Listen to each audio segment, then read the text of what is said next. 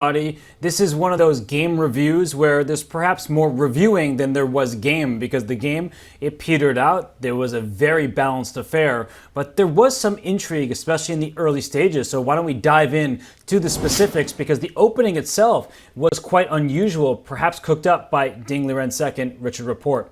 So we saw knight f3, already a change from game 2 when Ding Liren had the white pieces, and we saw a quiet approach, e3 on the second move. And as we continue right here, bishop e2, why did you play b3 and not develop your dark square bishop? The answer is apparent right here and right now. You saw the arrow for the light square bishop for black. Here, the dark square bishop for white says, how are you going to develop? You want to get your dark square bishop out in castle, but if you ever play a move like e6, then you get to capture on f8 from the white side, and you lose your right to castle no matter if you take with the king or with the rook. So in the game, knight d7 was played, perhaps hinting at c5, but no, c5 would have allowed white to strike back with a move like c4 in response, just challenging the black center, perhaps leaving black eventually with an isolated queen pawn, which can be uncomfortable. So e6 was now played, and there's an essential difference. After the swap on f8, the knight could come back and capture. Neither rook nor king moves. The castle rights, they are still available. So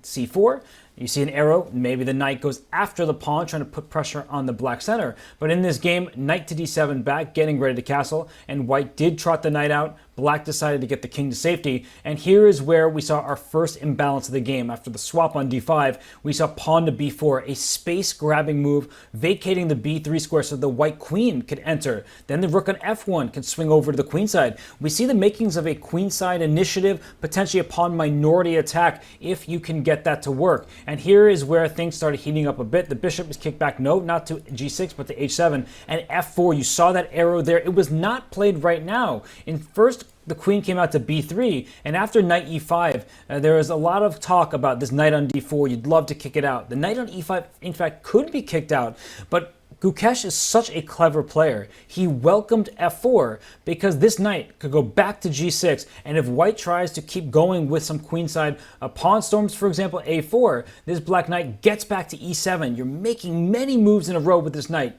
e5, g6, e7, and that's not where the journey ends. After pawn a5, the black knight is just in time to get to the f5 square. And this is why black invited f4, to encourage the knight to go on its journey, to trade this wonderful piece on d4. And if this were to happen, now black is threatening to chisel. d4 is going to hurt. If white were to play d4, you regret ever putting your pawn on f4, because rook e8 comes with a shot at this e3 pawn. That's a backwards pawn and a permanent weakness. So as we go back to the game, no, not f4, but a4, and we had a lot of discussion about this move a5, because a5 is very interesting, but the problem is the black knight can't get back to c5. Yes, the pawn can go forward to c5, the engine may back all this up, but I think the theme here is that black center and queenside become quite vulnerable right away. So the engine, they can support this, they can hold on here, but to a human, this doesn't look all that appealing because there's a lot of pressure aimed towards the black weaknesses. So instead of all this, we saw rook c8, a great move, I would say, from Gukesh. We saw a5, and here b6. This was the plan, and I will say that this is probably the last moment the game actually could have had some fight in it. The knight came back to f3 for Ding, which offered trades, and then there was liquidation. But if instead of that bishop a6 were played, you could see the evaluation bar off to the left of the board, still hovering around the middle. So this isn't some real winning chance that's just going to push your opponent down and bully them. But after rook c7, there's a critical line here. After f4, the big idea that black was relying on was knight c4, but things have changed, dragging the rook up to c7. After bishop takes, pawn takes, queen takes, in these positions, c5 is what you want to play, kicking the knight away and getting this bishop into d3. The queen would protect it, and that would be a hit on the queen and this rook on f1. But knight c to b5, this is just a tactical sequence that allows white to get away with things. The rook is under attack. If the rook moves back to c8, down goes a7, and that would be in white's favor. But you can still see the evaluation. It's in the middle. This is a very risky approach from both sides, in fact. But in the game, we saw knight f3. And just to point out the knight c4 idea, that here knight c4 would work with the rook on c8, because after bishop takes c4, pawn takes c4, queen takes, c5, you don't have this knight b5 move. There's no rook on c7. You just drop your knight on d4. And if this knight were to move after the swap of pawns, say either to b5 or f3, it doesn't matter too much. Here is that bishop d3 idea, hitting the queen, hitting the rook, winning some material for black.